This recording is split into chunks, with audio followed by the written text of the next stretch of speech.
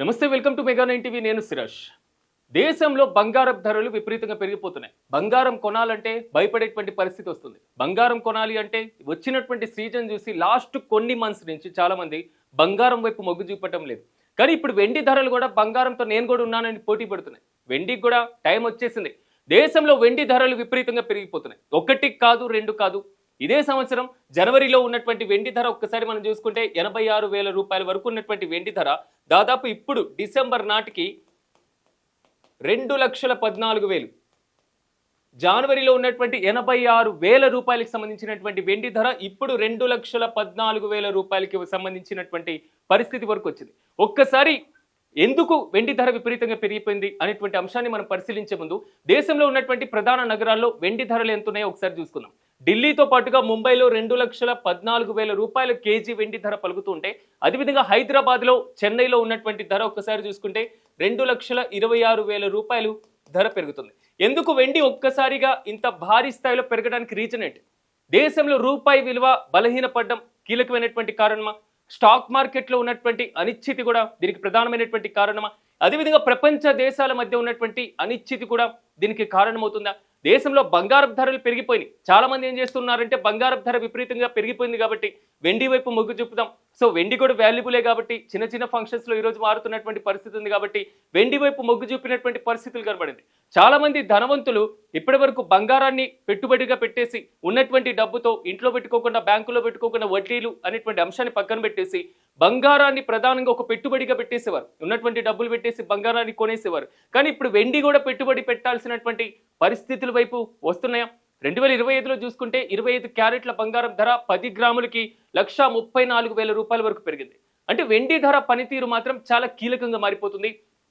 జనవరిలో నేను చెప్పినటువంటి ఈ ధరతో పోలిస్తే ఇప్పుడున్నటువంటి ధర దేశవ్యాప్తంగా వివిధ నగరాల మధ్య ఉన్నటువంటి వ్యత్యాసం చూస్తే 135%. ఇంకోసారి గుర్తుంచుకోవాలి, 135% ధర పెరిగింది అంటే ఎంత భారీ రేట్లు పెరిగినాయో ఒక్కసారి ఆలోచించాలి. వెండి ధరల్లో ఈ చారిత్రాత్మక పెరుగుదలకి అసలు ఏం కారణాలు ఉన్నాయి? చాలా బలమైనటువంటి కారణాలు ఉన్నాయనేది మాత్రం ఇక్కడ కీలకంగా అర్థమవుతుంది. ఎందుకంటే వెండి ధర పెరగడానికి అతి పెద్ద కారణం పెరుగుతున్నటువంటి పారిశ్రామిక సాంకేతిక ఉపయోగాలు. పరిశ్రమలకి, సాంకేతిక ఉపయోగాలకి ప్రధానంగా వెండి ధరలకి లింకేజ్ ఒక్కసారి మనం గుర్తుంచుకోవాలి. ఈ రోజుల్లో వస్తున్నాం సోలార్కి సంబంధించినటువంటి ప్లేట్స్, సౌర ఫలకాలు అంటారు, అవి వాడకం విపరీతంగా పెరిగిపోయింది. ఎలక్ట్రానిక్ వాహనాలు, ఈవీ వెహికల్స్ విపరీతంగా వాడకం పెరిగిపోతుంది. మొబైల్ ఫోన్స్ వాడుతున్నారు, ల్యాప్టాప్లు వాడుతున్నారు, సెమీ కండక్టర్లు వాడుతున్నారు, 5G టెక్నాలజీని విపరీతంగా వాడుతున్నాం. ఇంత భారీ టెక్నాలజీ వాడడం వల్ల ఈ మొత్తానికి వెండి అనేదే ఒక ముడి చమురుగా ఉంది. సో వెండి ద్వారా, ఒక సిల్వర్ ద్వారా మాత్రమే ఇలాంటి పరికరాల తయారీ కూడా కీలకంగా మారుతుంది. ఈరోజు మనం హెల్త్ సెక్టార్లో చూసుకున్న దీని యొక్క డిమాండ్ కంటిన్యూస్గా పెరుగుతూనే ఉంది. మరోవైపు ప్రపంచవ్యాప్తంగా ఉన్నటువంటి ఏదైతే హెల్త్ సర్వీస్కి సంబంధించినటువంటి సర్వీస్ ఉన్నాయో, సో ఈ మొత్తం కూడా పరిమితం అవుతున్నటువంటి పరిస్థితి కనబడుతుంది సిల్వర్ని బేస్ చేసుకొని. అంటే చైనా లాంటి దేశాల్లో కూడా వెండి నిల్వ చేయడం కూడా ఒక ప్రధానమైనటువంటి కారణంగా చెప్పుకోవాలి. ఈ రోజుల్లో మనం గమనించినట్లయితే ప్రపంచవ్యాప్తంగా మారుతున్నటువంటి పరిణామాల నేపథ్యంలో చాలా దేశాలన్నీ కూడా తమ వద్దే పూర్తి స్థాయిలో అంటే బంగారపు నిల్వలు, వెండి నిల్వలు తమ వద్దే ఉంచుకుంటున్నటువంటి పరిస్థితి కనబడుతుంది. దీనికి అనేక కారణాలు ఉన్నాయి. ఒక్కసారి మనం చూసుకుంటే రూపాయి విలువ డాలర్తో పోలిస్తే గత కొన్నేళ్లుగా ఏ విధంగా ఉంది?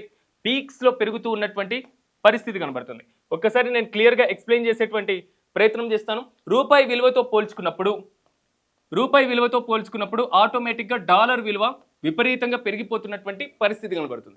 ఈ నేపథ్యంలో ₹1 పెట్టి 96 రూపాయలు, 100 రూపాయలు డాలర్స్ మొత్తం కూడా, అంటే $1ని పెట్టి 96 రూపాయలు లేకపోతే 100 రూపాయలకి సంబంధించినటువంటి ఈ వ్యత్యాసాన్ని పరిగణించే ముందు ఆటోమేటిక్గా ప్రపంచంలో ఉన్నటువంటి బ్యాంకులు, చైనా లాంటి దేశాలు, మరి ముఖ్యంగా రిచెస్ట్ పర్సన్స్ ఎవరైతే ఉన్నారో వీళ్ళందరూ కూడా ఆటోమేటిక్గా బంగారం వైపు మొగ్గు చూపినటువంటి పరిస్థితి. కానీ ఇప్పుడు వెండి ధరలు కూడా ఇదే విధంగా పెరుగుతున్నటువంటి నేపథ్యంలో వెండి పైన కూడా పెట్టుబడి పెట్టొచ్చు అనేటువంటి థాట్స్ కూడా ఇక మొదలైపోతున్నాయి. చాలా మంది వెండి వైపే మొగ్గు చూపారు. ఇంత భారీ ధర ఉన్నప్పటికీ ఆర్థిక నిపుణులు మాత్రం వెండి మీద పెట్టుబడి పెట్టాలని సలహా కూడా ఇస్తున్నారు. సో మరింతగా భవిష్యత్తులో పెరిగేటువంటి అవకాశం ఉందనేది మాత్రం అంచనాలు కూడా వస్తున్నాయి. కాబట్టి వెండి ధరలు ఎక్కడి వరకు వెళ్తాయో అర్థం కానటువంటి సిచ్యువేషన్.